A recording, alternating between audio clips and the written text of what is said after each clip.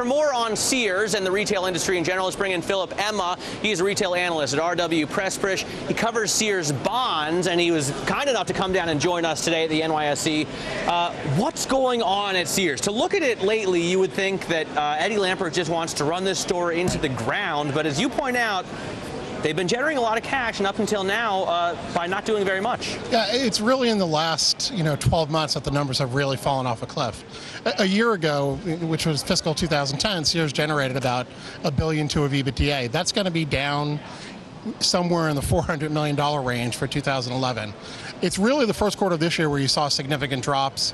It happened again in the second quarter. In the third quarter, when they had a loss last year, it even accelerated further. So it's the last 12 months where the numbers have really fallen off a cliff for some troubling reasons, we think. So, well, what are the troubling reasons? Well, I mean, until they reported the comp store sales for the last 8 weeks, the comps had only been down about 2% for the year at Sears and Kmart. It was all out of their gross margin line. We estimated about 2/3 of the deterioration in their earnings have come out of gross margin, which implies customers are cherry picking and buying items on sale and not coming into Sears for full priced items. Now, I should point out, a lot of people have been talking about the fact that he hasn't really put a lot in as far as improvements. There's a great Fortune article from '06 where a lot of executives suggested improvements, capital spending projects that he said, forget about it, we don't need to do that.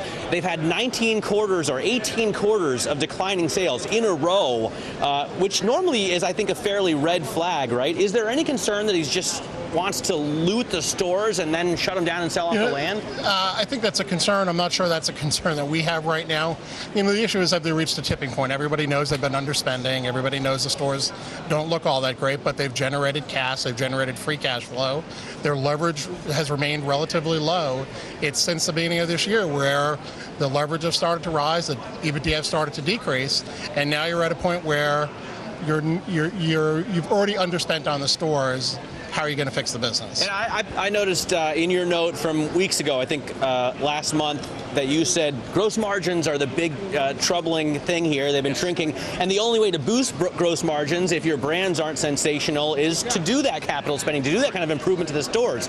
Do you think that's in the cards for Sears? They haven't done so far, as you've said. They've spent CapEx less than 1% of sales by our estimate, which is about half of where you like to see retailers.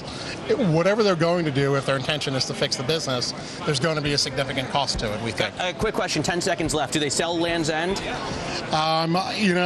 It depends on whether or not they can flatten out cash flow, and then if they can't, then they're going to have to look at other options. All right, Phil, thanks so much for joining us. Philip Emma there from RW Pressprich.